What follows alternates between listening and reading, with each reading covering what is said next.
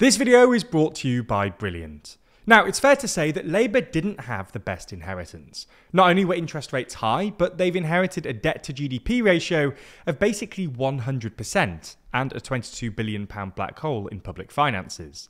They've already spent a good amount of time blaming the Conservatives for this, and they've also used this to explain why the upcoming budget will not exactly be a nice one, with the Prime Minister himself going as far as suggesting that it's going to be painful. So in this video, we're going to have a look at just how bad Labour's economic inheritance has been, their potential plans to fix this, and whether any of these plans will actually work.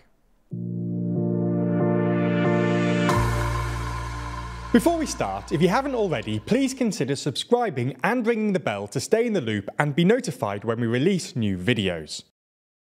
Now, as you'll have noticed if you've watched any interviews with any of the Labour front bench, you'll know that they very much blame the Conservatives for the current financial situation, claiming that they basically just spent too much money, and that, as a result, there's virtually no room for Labour to spend any more. And to be fair, this does appear to be true. Debt to GDP is now sitting at about 100%. This level of debt has not been seen since the 1960s, and has been rising really since about 2008. In essence, this makes taking on extra debt much less appealing for the government.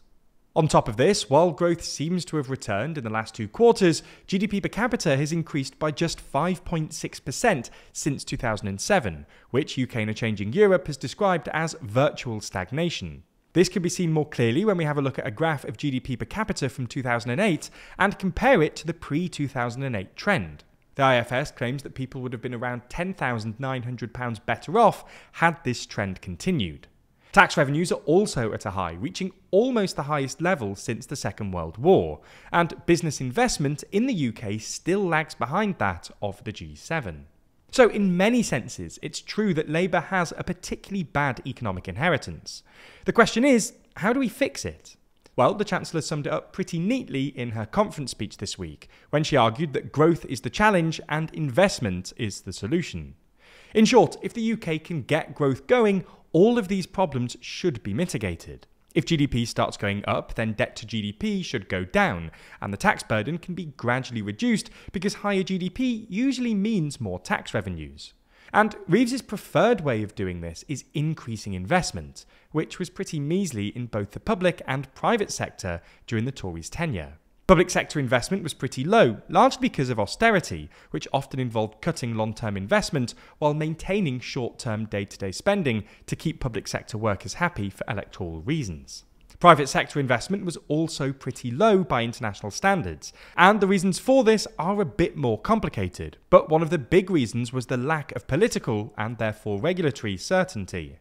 In short, because the Tories couldn't really decide what they wanted to do with the economy post-Brexit, and because they kept on switching leaders, businesses didn't want to invest, because they weren't sure what the economy was going to look like in the future.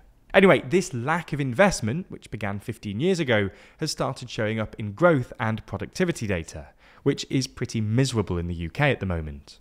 So, what are Reeves's plan to boost investment? Well, one of the plans that Labour like talking about here is the new National Wealth Fund, or NWF. Essentially, this is a government body that will invest a total of £7.3 billion over the 5-year Parliament into new technology and infrastructure that will hopefully, in turn, drive growth. Unfortunately, this really isn't a large sum of money in the grand scheme of things. In fact, when the UK was in the EU, the European Investment Bank invested roughly the same amount in the UK every year as the NWF will in the next 5 years. Now, for their part, Labour would argue that this isn't really the case, as the NWF aims to attract £3 of private investment for every £1 the government invests. But either way, it's not that much money. The more general problem for Labour here is the so-called fiscal black hole, which Labour has essentially promised to fix within the next 5 years. The issue is, Chancellor Rachel Reeves has already tied her own hands. She's already promised that there will be no return to austerity, meaning no significant cuts to public services. And she's also been clear, both before the election and since, that she wouldn't raise taxes on working people, specifying that this means no increase in income tax, national insurance or VAT. On top of this, she's also ruled out a corporation tax rise. The issue is that together, these taxes account for just under 2/3 of the government's total revenues. What all this means is that the Chancellor is now going to try and close this fiscal black hole as much as possible by raising rates on taxes that, in reality, don't actually bring in all that much money to the Exchequer. It's hard to see how Reeves will increase public sector investment by a meaningful amount without either taxes, which she's basically ruled out, or more borrowing, which would be inconsistent with Labour's stated ambition to get debt falling by the end of their first term. This is one of her 2 fiscal rules, along with a promise to balance day-to-day spending. Reeves might also be able to find some more fiscal space by reinterpreting these rules. She's already excluded capital investment from the rule about day-to-day spending, and there's been some suggestions that she'll redefine debt to exclude payments to the Bank of England. But without some seriously dodgy reinterpretation, the general problem will remain. When it comes to private investment, Labour wants to use public-private partnerships via vehicles like the National Wealth Fund we mentioned earlier to encourage private investment and reform stuff like the planning system to reduce bureaucracy and make it easier for businesses to invest. More generally though, Reeves & Co have also made it clear that they hope that the promise of political stability will be enough to get UK businesses investing again. So it's clear that the Labour Party has a tough time ahead of them. Balancing the books is already a difficult task, but is made even more difficult with Reeves's fiscal rules and promises not to return to austerity or raise the taxes that bring in the most money for the government. Doing so, though, will be essential if Reeves and the Labour Party want to be in office for more than one term. Now, if you want to know more about this story, we actually spoke to Rachel Reeves at the Labour Party conference, and we asked her a lot of questions that sort of relate to this video. So here's the trailer for the interview, and make sure you watch it today. It's out on the podcast channel. The link is in the description.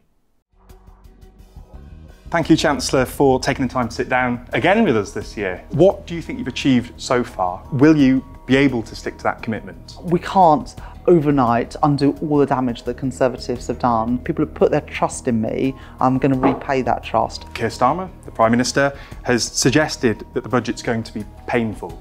So who is the budget going to be painful for? What do the world's best politicians have in common? They're willing to learn something new every day. And if you think that sounds too hard or too time-consuming or just too overwhelming for you to do, then you haven't tried Brilliant.org. Brilliant is where you learn by doing, with thousands of interactive lessons in maths, data analysis, programming, and AI. Like I said though, the real value here is that you can do this easily every day, truly committing to lifelong learning.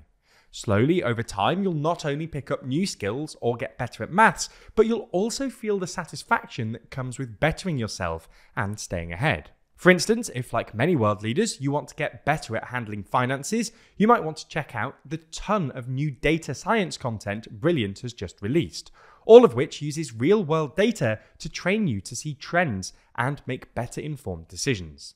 They're perfect for learners of any level to start or continue learning data analysis, with a full suite of new content covering data visualizations, algorithms, regression models, and more. Plus, you can gain additional insight by working with real datasets from sources like Airbnb, Spotify, Starbucks, and more.